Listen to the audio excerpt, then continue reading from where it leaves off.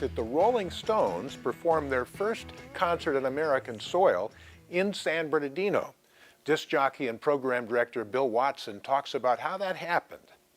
There was a young lady named Wendy who had come over from Liverpool, England, started listening to our station, became a fanatic. She was receiving records from her friends in Liverpool.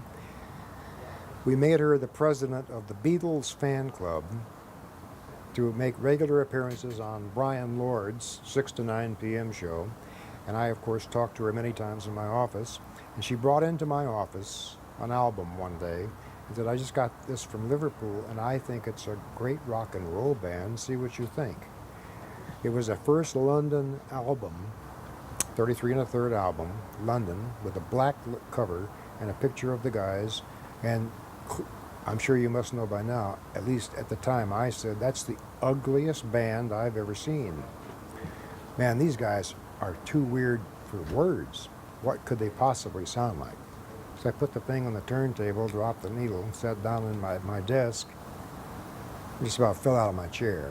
It was, in fact, the weirdest rock and roll band I had ever heard, and I've heard some. One day, I decided I would take some action, and I had looked at the back of the album, and it was the manager. His name was on the back of the album, and some management company's name, and it wasn't a phone number, but his name was Andrew Loog Oldham, L-O-O-G, Oldham.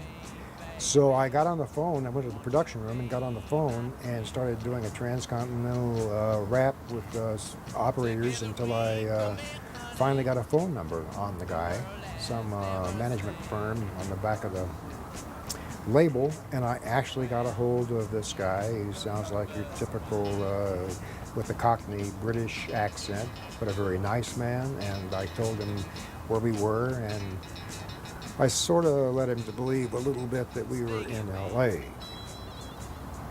Sort of a little bit, just not too much.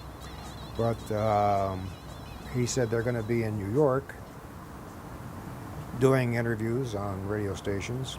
And I said, could I talk you into making a public appearance, a concert for the station here?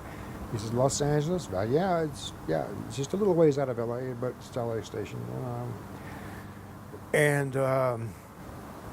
He said, okay. I offered Andrew Loog Oldham $5,000 to appear in Swing Auditorium, and he said, done deal. Okay, you got it. We'd like to make our first appearance there in Southern California at Los Angeles. And that's the end of the story until they showed up. So Bill Watson and Huckleberry Chuck Clemens rode to Los Angeles International Airport in a limousine and picked up the Rolling Stones and then headed east. After about an hour or so, the members of the band started to get just a little bit antsy. So we get into the limo, and we keep driving, and there's traffic. It was I-5, right? Yeah, south on I-5. And we're so far out of town, they stop laughing and joking around for a while and want to know how soon we're going to be there. Very soon. We're almost there, man. Relax, you know.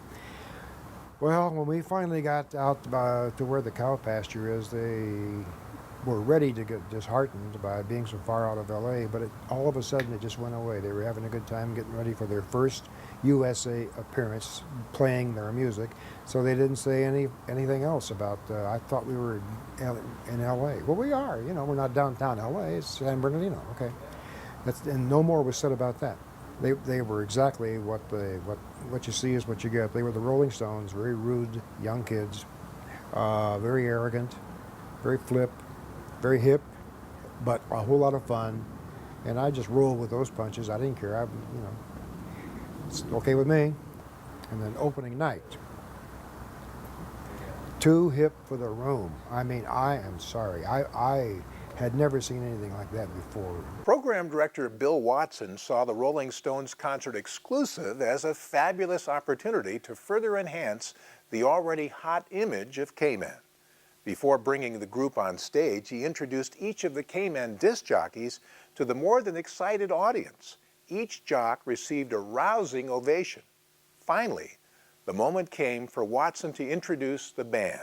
Now I'm alone on stage, but the key was For the first time in the United States, #1 K-Men proudly presents the greatest rock and roll band of all time. Curtain opens. I see it behind me opening at the right time. The Rolling Stones, I screamed. And Mick Jagger comes bopping out with a tambourine with no shirt on and some Levi's falling off of him. The place went crazy. I'm off the stage real quick. In 1966, the Stones returned to the Swing Auditorium for a third concert. By this time, their show fee had risen to an amount way above $50,000. This third performance at the Swing Auditorium would be their last in San Bernardino, but K-Men would continue to bask in the glory that they were the first to recognize the special talent of the Rolling Stones and bring them to the Inland Empire for their first concert on American soil.